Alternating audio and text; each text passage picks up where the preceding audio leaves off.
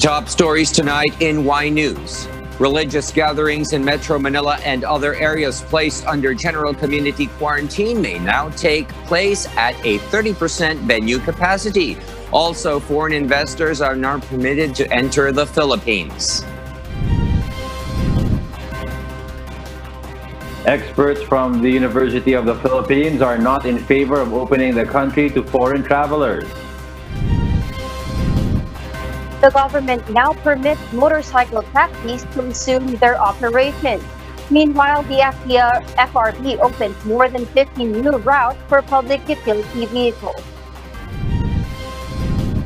A teachers' welfare advocacy group appeals for benefits for teachers who they say are work overload just weeks after the school reopening.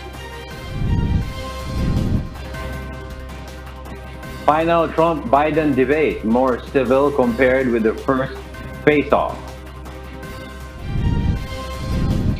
And comeback virtual concert, a dream come true for the wishfuls. Good evening, Philippines and the world. Today is Friday, October 23, 2020. I am William Theo. Join us in the next hour as we deliver today's top stories around the country and in other parts of the world. I'm Angelo Castro III. We are also seen in 1,935 satellite monitoring centers nationwide and via live streaming worldwide through the UNTV News and Rescue social media accounts and our website, untvweb.com. I am Kat Dumaraos.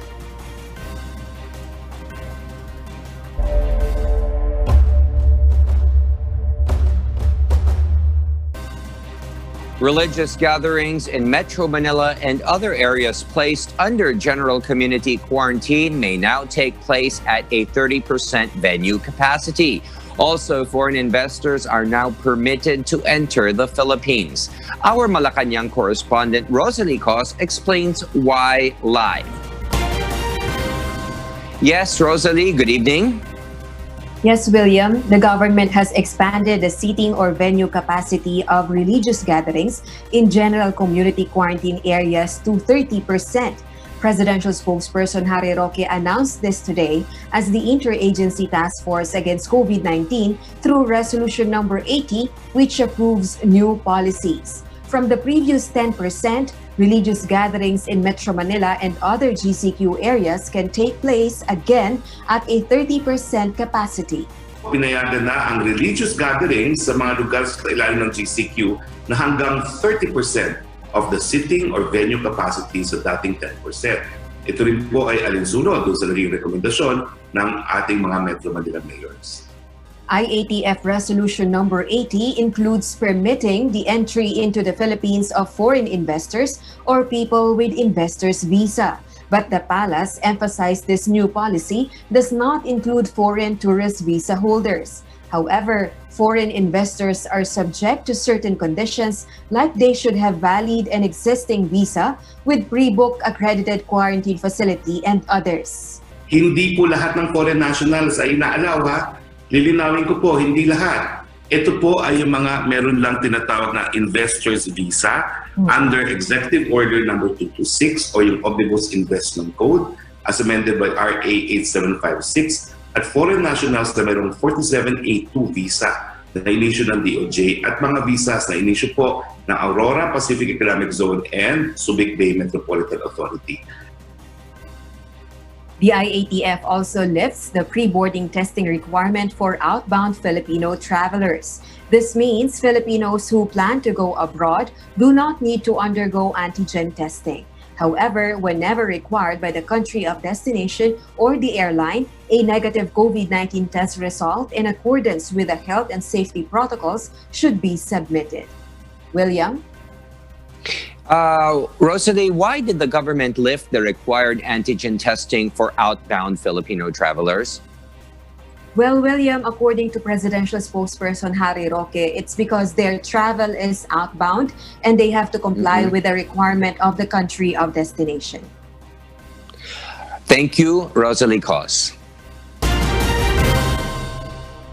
Experts from the University of the Philippines are not in favor of opening the country to foreign travelers. Vincent Arboleda will tell us why. The University of the Philippines Octa research team believes it is too early to accept inbound travels in the Philippines. According to Professor Guido David, a professor with the UP Octa research, this measure must be thoroughly considered in order to stem the further spread of the COVID-19 virus, citing the surge of cases in other parts of the world. There's a surge happening right now in Europe. So, if we're not careful, maraming cases outside the Philippines sa Europe and certain parts of the world. Some of it pa rin dyan yung sa US and India. So we have to be careful about letting people in. Dr. David adds that although Metro Manila has been recording lower single-day cases recently, this is not enough basis and there is a possibility of resurgence of cases if safety measures are disregarded. We're also a bit worried because yung rate of decrease sa NCR is not that slow anymore. It's very slow. So it could be, the trend might be reversing anytime. The UP professor also noted that cases are increasing in some provinces. The Philippine Red Cross's stopping of COVID-19 swab testing has also made an impact on the government's response. He said the services of Red Cross must first be returned because the agency makes up 1/4 of the country's total testing capacity. He also highlighted that the public's participation and cooperation is vital now that restrictions have been relaxed. The public should be aware na the virus is still here. The pandemic is not yet over. So if they're loosening restrictions, yung responsibility is not the public in deciding whether or not they want to go out. According to the Octa research team, the country needs to strengthen its border control or the ability to isolate and test individuals arriving in the country to prevent transmission of the dreaded infectious disease. Vincent Arboleda, UNTV, News and Rescue. We serve the people. We give glory to God. The Labor Department plans to reserve hotels outside Metro Manila as more overseas Filipino workers return to the Philippines. Joanano details why. In today's episode of Get It Straight with Daniel Razon, Labor Secretary Silvestre Berry III tackled the agency's struggles as the Philippine Red Cross halted its swab testing service for returning overseas Filipino workers. As more OFWs are expected to arrive until the end of this year, DOLE and the Overseas Workers Welfare Administration are planning to reserve more hotels outside Metro Manila in order to accommodate arriving OFWs in the coming months. This is because more than 100 hotels in Metro Manila are fully occupied by stranded OFWs who are still waiting for their swab test results. We will get out of Metro Manila. Ibig sabihin, pupunta na tayo sa surrounding municipalities or cities outside of Metro Manila. Dahil punong-puno na, 129 hotels na ang na-occupy ng ating mga OFWs. Secretary Bello explains that although the government shoulders the cost for hotel accommodation and transportation expenses of the OFWs, these funds cannot be diverted to pay for the swab testing of the OFWs. That would be a last resort, Kuya Daniel, no? Kasi as much as possible, we conserve our finances. Alam nyo naman na are still looking towards the repatriation of more than 100,000 by the end of this year. Kaya kailangan, nandyan lang yung pera. Mahirap na pag pinakawalan namin, pagkatapos dumating yung 100,000. Meanwhile, the Philippine Red Cross rejects to resume its swab testing services for the government and insists a full payment of the almost 1 billion peso debt owed by the Philippine Health Insurance Corporation. PRC Chairman Senator Richard Gordon argues that paying half of the government's debt will only leave them hanging. He reiterates that the PRC is a non-profit organization and cannot shoulder the cost of the COVID-19 testing, so they are demanding for the full payment of PhilHealth's debt. Joanano, UNTV News and Rescue. We serve the people, we give glory to God.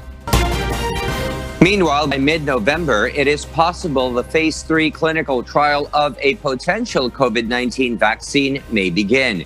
Meanwhile, the Food and Drug Administration clarifies that CoronaVac, which is reportedly used in China, cannot be used in the Philippines. Our health correspondent, Aiko Miguel, tells us why.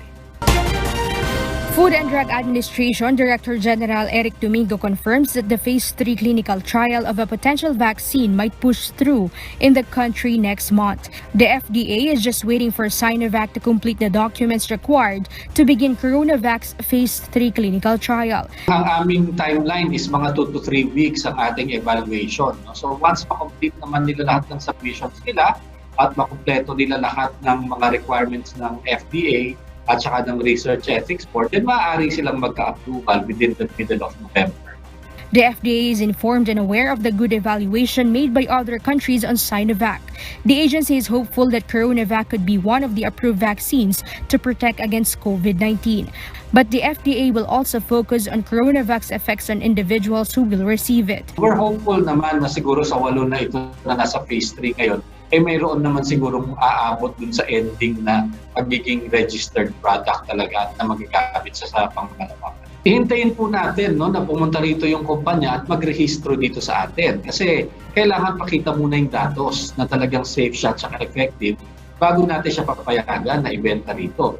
DG Domingo also clarified that CoronaVac can't be administered to Filipinos, citing reports in China. Ang balita nga, may mga bakuna na ginagamit na, for example, for emergency use sa mga military ng China at saka sa Russia, meron mga ganyang news. Pero so far, wala pa talaga nagre-register ng produkto na for wide use at saka pangmalawakan gamit. At ang mga unregistered products dito sa Pilipinas, illegal po yan.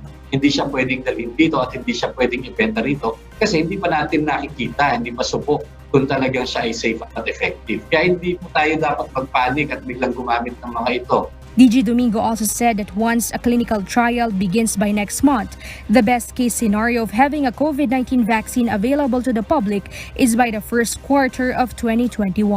Aiko Miguel, UNTV News and Rescue. We serve the people, we give glory to God. Meanwhile, the country's Department of Health says that 1,923 new cases were reported today, raising the total confirmed cases of coronavirus infections in the Philippines to 365,799. That's still the 20th largest caseload among countries worst hit by the pandemic. Davao City, Cavite, Manila City, Quezon City, and Negros Occidental are the top provinces and cities that registered additional cases today, all with less than 100. The number of total active cases, however, rose to more than 46,000.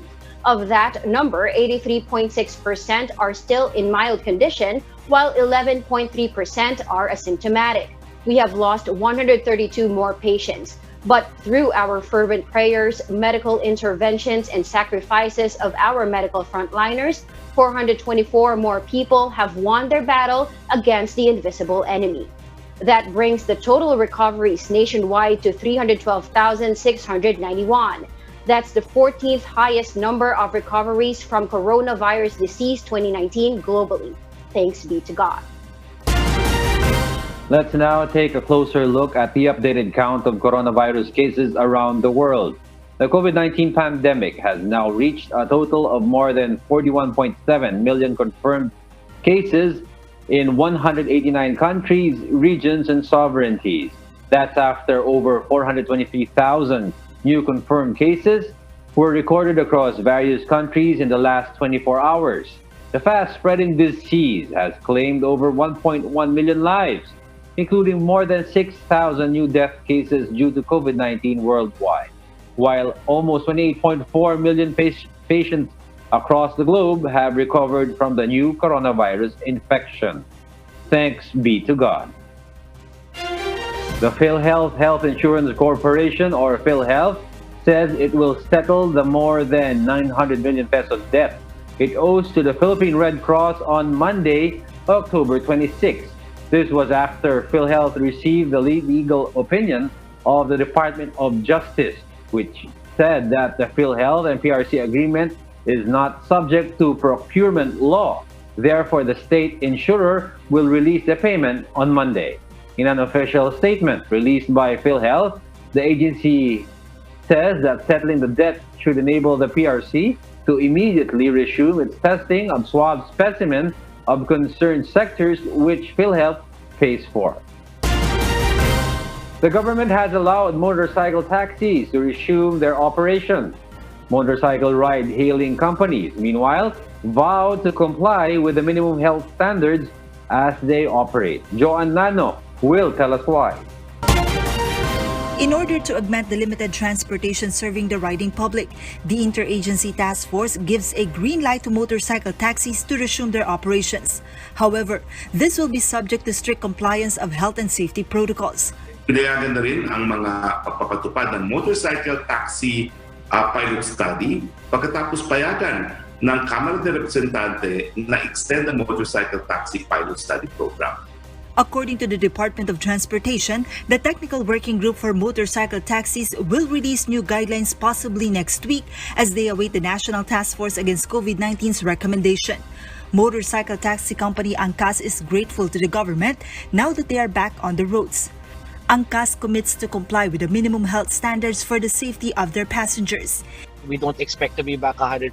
Nobody is, no? And most of transportation are affected, not just us. Pero tayo po ay magkakaroon ng public awareness campaign para po i-explain sa ating publiko kung ano yung importansya po na paggamit po ng sarili ng helmet or sariling face shield, ika nga, in that sense, no? So that they know the dangers, the limitations, and also that this is for their own good. In a statement, Joyride is confident it will be able to provide safe and efficient transportation to passengers. Joyride PH is also thankful now that their partner riders will be able to get back to their livelihood. Joan Nano, UNTV News and Rescue. We serve the people, we give glory to God. The Land Transportation Franchising and Regulatory Board, or LTFRB, will open more routes for public utility vehicles starting October 25. Over 2,000 units of public utility vehicles will be allowed to resume their operation even without special permits. Let's find out why from Asher Kadapan Jr. 52 additional routes for public utility vehicles in Metro Manila and adjacent places will be opened starting on Sunday, October 25. These include 22 routes for UV Express operations with a total of 1,064 UV Express units to serve the public commuters, while additional 1,768 traditional public utility jeepneys will be allowed to resume operation in 30 more routes. According to Department of Transportation Secretary Arthur Tugade, the opening of more routes for PUVs aims to increase the capacity of public transport to help the revival of the economy.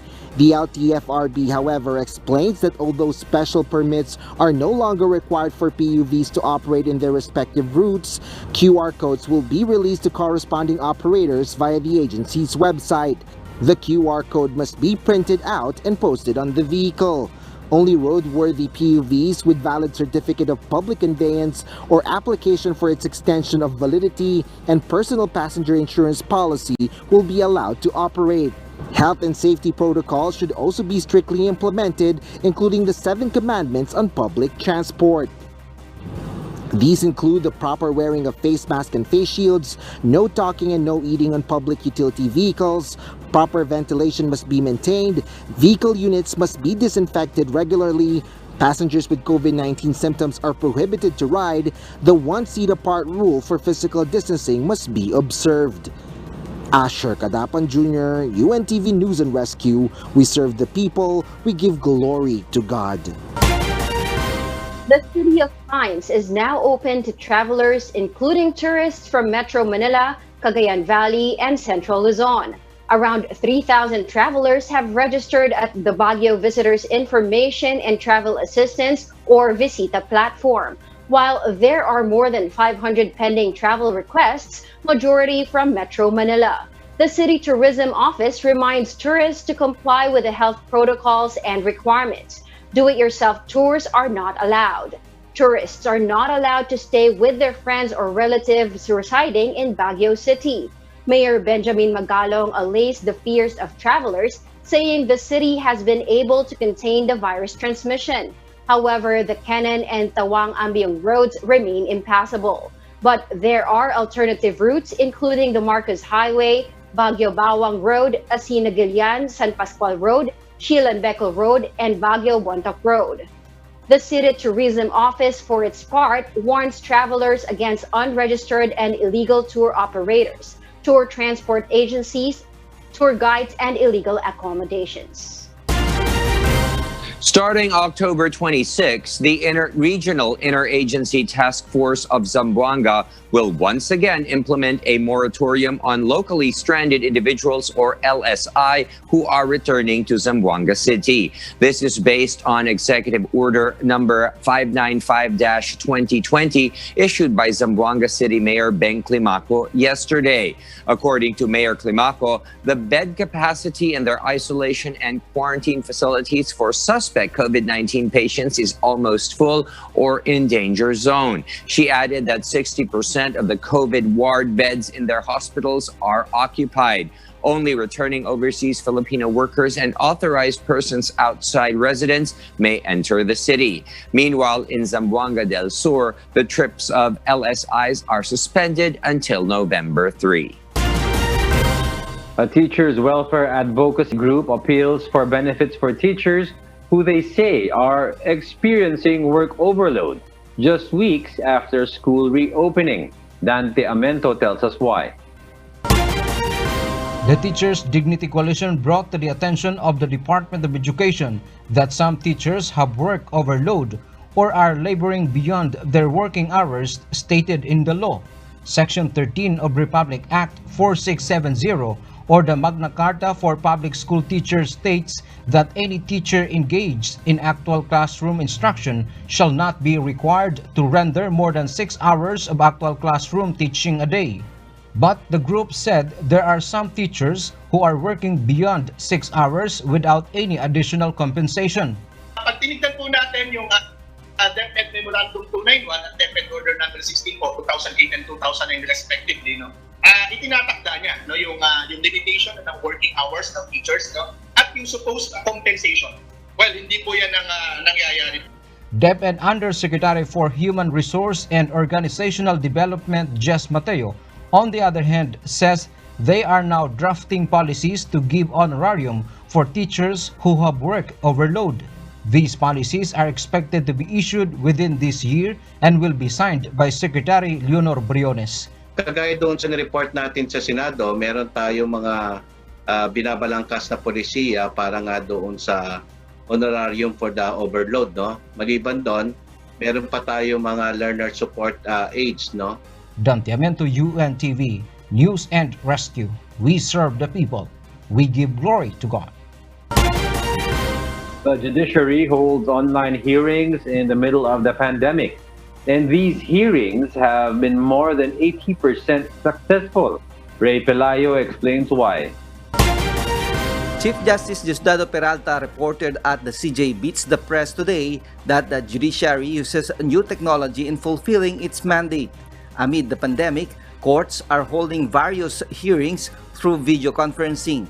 This is part of the judiciary's response to the limitations being experienced during the community quarantine period.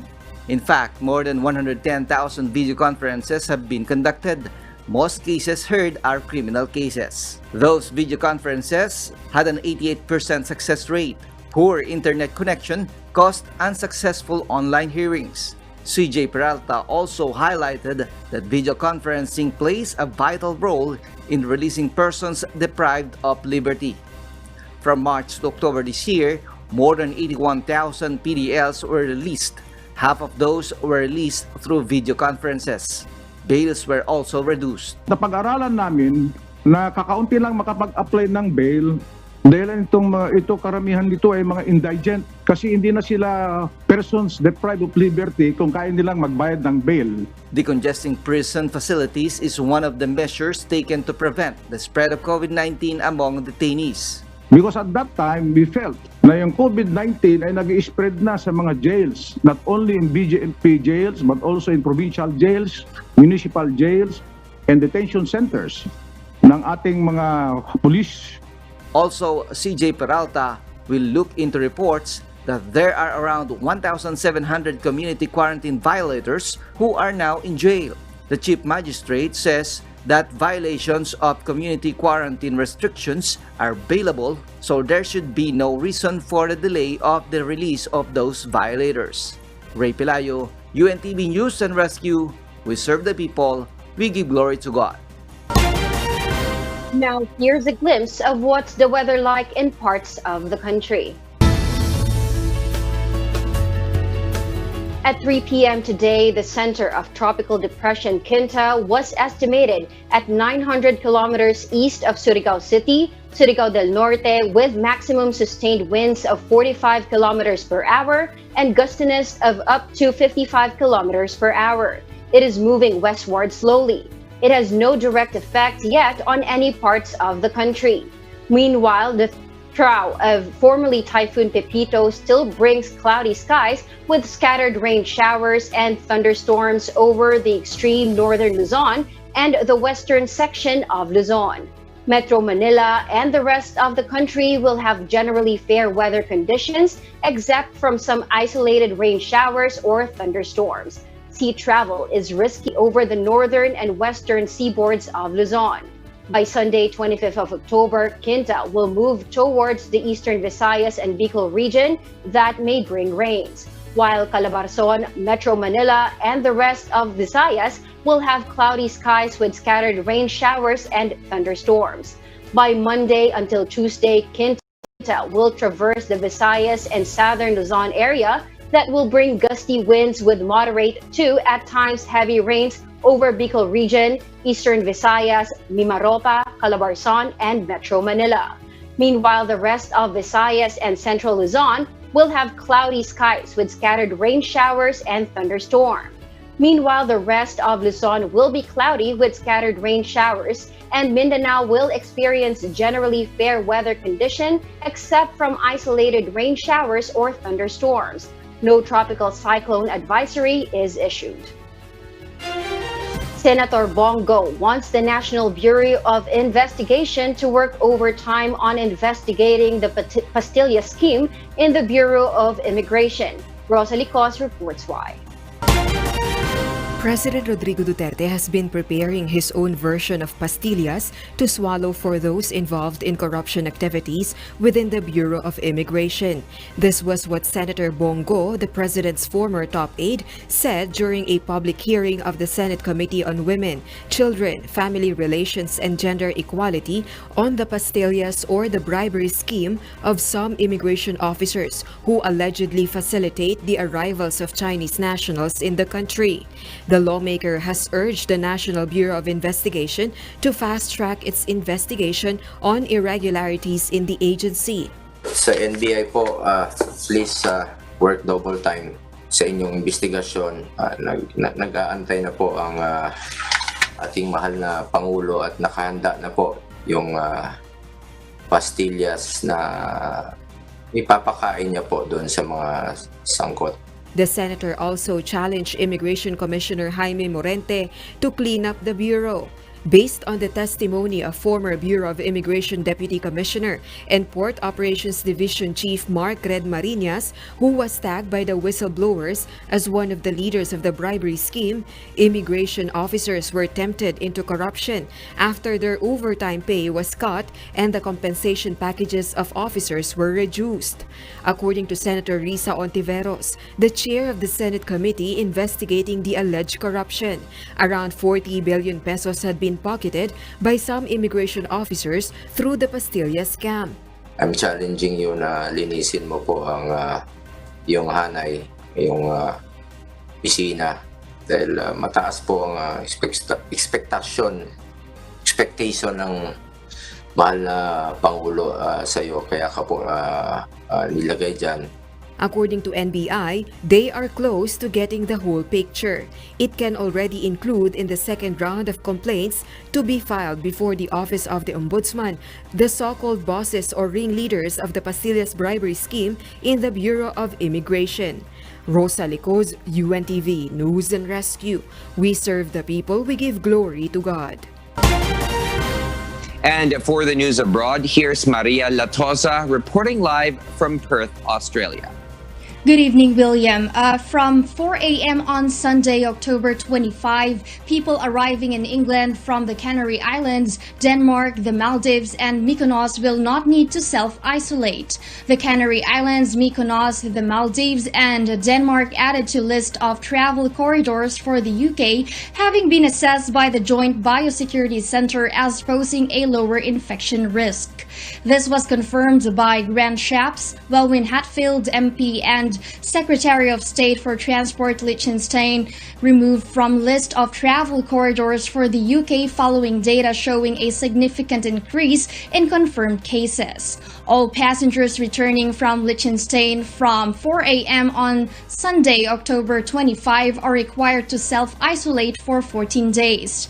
Travelers are urged to check the latest advice from the Foreign Commonwealth and Development Office or FCDO before traveling and will be required to fill in a passenger locator form before returning home.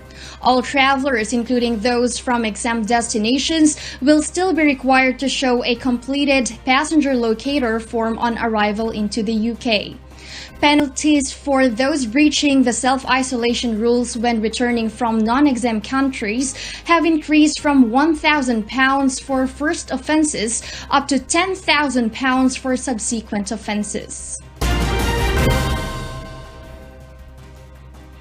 Australia is being urged to create a Pacific visa to help reduce impact of climate change and natural disasters on islanders. Joining us tonight is one of our fellow correspondents here in Australia to give us the details why live. Yes, Marvi.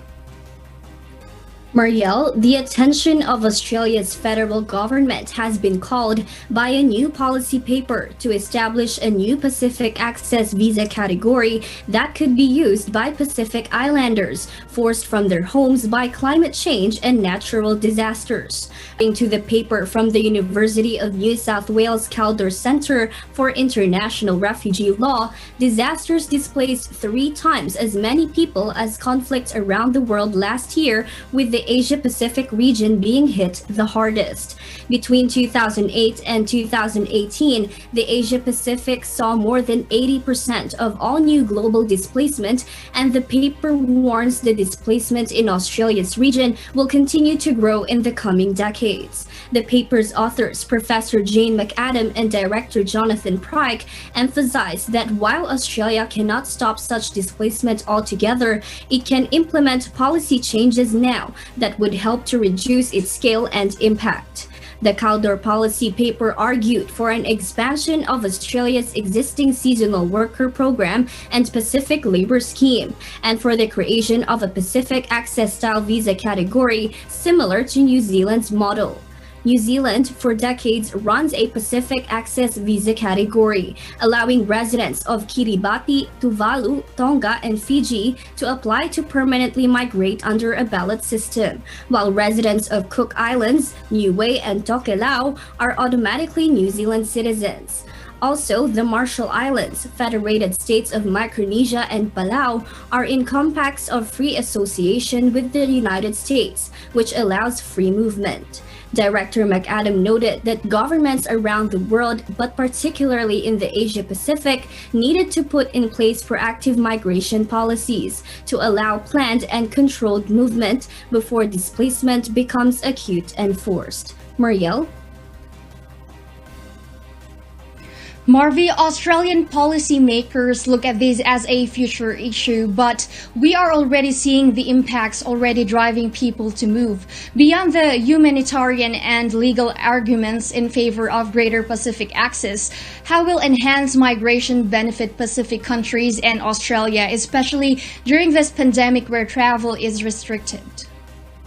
Marielle, as Director Jonathan Pryke put it, we benefit greatly from the contribution Pacific Islanders are already making to Australia's economy as seasonal and temporary workers, particularly in the era of COVID-19, where our border remains shut to other sources of labor. He also added that labor migration benefited Pacific economies too, with Pacific laborers here down under able to earn between 8 and 10 times what they could back in their their home countries, and that money is repatriated directly to families and communities to improve livelihoods. Marielle?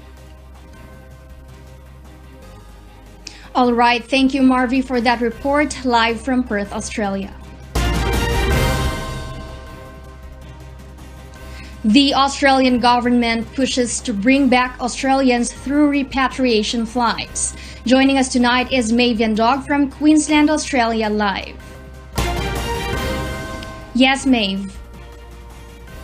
Marielle, after desperate Australians stranded overseas rounded on the Morrison government over restrictive travel caps, thousands of Australians will be able to fly back to Australia through 8 repatriation flights from different cities across the world. More than 32,000 have been stranded overseas, and the federal government's travel caps cancelled and delayed these Australians' attempts to fly home. As of September, the National Cabinet then lifted the weekly arrivals from 4,000 to 6,000. Today, 161 Australians fly back home on the first repatriation flight from London. They touched down in Darwin, Northern Territory at around midday and will go through their 2-week quarantine at the Howard Springs Quarantine Facility. The other 7 repatriation flights have also been planned for the upcoming weeks. 2 flights will come from the UK, 4 from India, and 1 from South Africa. On these announced flights so far, it is expected that around 1,300 Australians will be brought home. Meanwhile, Prime Minister Scott Morrison said that it has been agreed in their National Cabinet meeting this morning that the travel caps will be increased in some of the states. Here's what Prime Minister said for an update after the National Cabinet's meeting. We agreed to increase caps again for a number of jurisdictions, which will further assist Australians coming back from overseas, an additional 140 next month in Western Australia, another 150 in Queensland. But we've also got continued support out of South Australia, the ACT. We have the arrangement in Northern Territory that I announced last week. Tasmania stands ready to assist, I want to be very clear. The Prime Minister also said that there is no timeline yet for when the international borders will reopen, but he aims to bring back 26,000 Australians that are still stuck overseas by December. Back to you, Marielle. Maeve, while the Australian government pushes to bring back these Australians home, what are the requirements for the repatriation flights, and what is the government's plan regarding their quarantine arrangements? Marielle, as of now, the Commonwealth has a deal with the Northern Territory government, which expands the quarantine processing in the territory in order to help more Australians get home sooner. This process also includes having regular health checks on international arrivals to support the early detection of COVID-19. The Howard Springs facility in the Northern Territory has been set to process around 1,000 international returnees a month and have a fortnightly rotation of 500. In addition to this, the vulnerable Australians stranded overseas, including babies, the elderly, those with health problems, and young families, are being given priority for tickets of $2,150. The National Cabinet also said that they will keep exploring alternatives regarding quarantine measures, including quarantine on farms, mining camps for mining workers, or on-campus quarantine for international students. Marielle? All right, thank you so much, Mavian Dog, for those updates. The final debate between the 2 U.S. presidential candidates brought more policy discussion compared with the first chaotic debate, showing both Trump and Biden painting each other's character in the last stretch before Election Day. Sonny Cos from California, USA will tell us why. In a surprising character, Democratic presidential candidate Joe Biden went on the offensive in his last debate against U.S. President Donald Trump.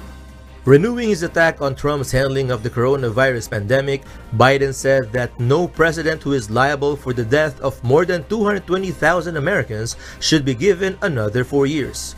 On immigration, Biden blamed the president for the missing 545 children whose parents cannot be located after being torn apart while applying for asylum through the Mexican border. Biden also pressed Trump on why he is not releasing his tax returns, paying only $750,000 on taxes and having a secret Chinese bank account. All throughout the debate, the former vice president phrased the election as a character referendum of the American, where he stands for hope, truth, and unity, while Trump embodies lies, division, and 4 more years of despair. Meanwhile, President Trump characterized the former vice president as an establishment politician who was not able to do anything in his 47 years in office, compared to what he has done so far in the last 4 years. He once again defended his administration's coronavirus pandemic response, saying that the country has the highest rate of testing, boasting the light-speed developments of the vaccine, and closing the country's border for Chinese and European tourist arrivals. He also cited the more than 11 million jobs regained in the past few months after the economy shelled more than 20 million jobs during the lockdowns. He blamed Democrat House Speaker Nancy Pelosi on why the second coronavirus relief package has not been approved yet, and also blamed the Obama administration for building the prison cells for illegal immigrants. Trump claimed once again that Biden would ban oil fracking and that the country will see an economic depression once his opponent wins the White House. The last debate is far from the chaotic first debate where both candidates talked over each other. There are only 12 more days before Election Day, and with more than 45 million Americans who already casted their votes through early voting or mail-in ballots, the race is still far from over as both parties still push for campaign rallies and millions of commercial ads. Sonicos, UNTV News and Rescue, USA. We serve the people. We give glory to God. And those are the reasons behind the news here in Australia and in other parts of the globe. Back to you, William. Thank you, Maria Latosa, reporting live from Perth, Australia. A new survey finds that placing mannequins to promote physical distancing in restaurants and dining rooms is unappealing to some diners. Jovic Bermas will tell us why. Due to the stay-at-home orders brought about by the COVID-19 pandemic in mid-March, many restaurants were forced to close their dine-in services. But after several weeks in some countries, food establishments were allowed to reopen at a limited capacity, with some of them implementing creative strategies to comply with physical distancing guidelines to ensure customer and staff safety. Some restaurant operators utilized expensive mannequins dressed in old-fashioned attire, staged to be eating or reading, while others opted to install less expensive plastic or glass between tables, or even staff toys to attract vibrant vibes. In a survey led by Scott Taylor, assistant professor at the University of Houston Conrad N. Hilton College of Hotel and Restaurant Management, 300 people were asked to compare the dining setups on the qualities of aesthetics, comfort, safety, and cleanliness. Published in the Internal Journal of Hospitality Management, the study revealed that customer perceptions of the dining room that utilized plastic or glass partitions were remarkably higher than those that used mannequins. Restaurant operators that used mannequins, as Taylor explained, want their establishments to appear somewhat busy, called social density, to reinforce the idea to people that dining in must be worth their time and money. People, however, are not used to seeing human-like figures in dining rooms. Hence, most of the consumers find it more appealing in service-escapes with partition tables. According to Taylor, results of the current study suggest that consumers have differing perceptions of the cleanliness of the two socially distant service escapes that were assessed. Taylor hopes this study will help restaurant owners set up their dining rooms by making smart decisions and considering cost-effective options. His advice: any cost savings they can find can be the key to survival, so don't buy mannequins because partitions are probably a better and less expensive option. Jovic Bermas, UNTV News and Rescue. We serve the people. We give glory to God. The much-awaited virtual concert of all-female ensemble, The Wishfuls, is just around the corner. And this is a dream come true for them. Mirasol Abogadil will tell us why.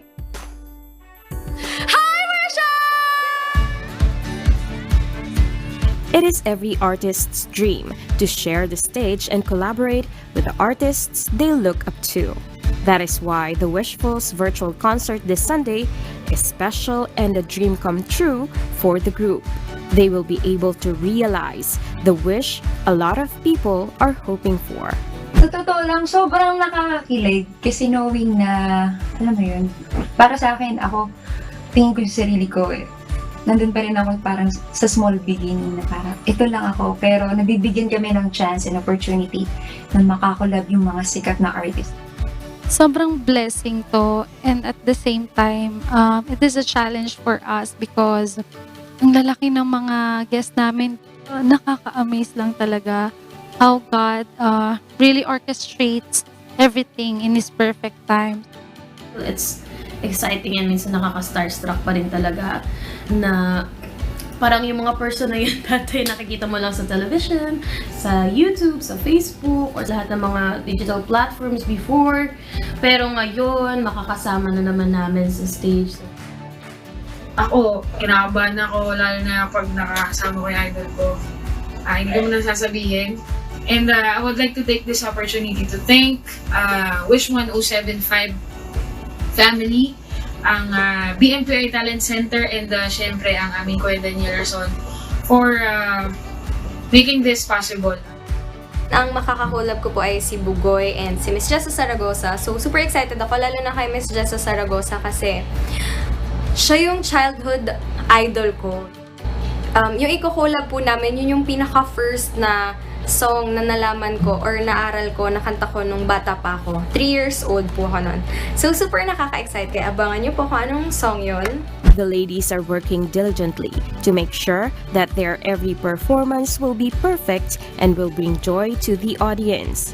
The virtual concert aims to empower the OPM industry, also affected by the pandemic. It will feature performances from prominent OPM stars like Martin Rivera, Jaya, Jessa Saragosa, Dingdong Avansado, Ay Sigera, Nina, Chris Lawrence, JR, The Juans, and much more.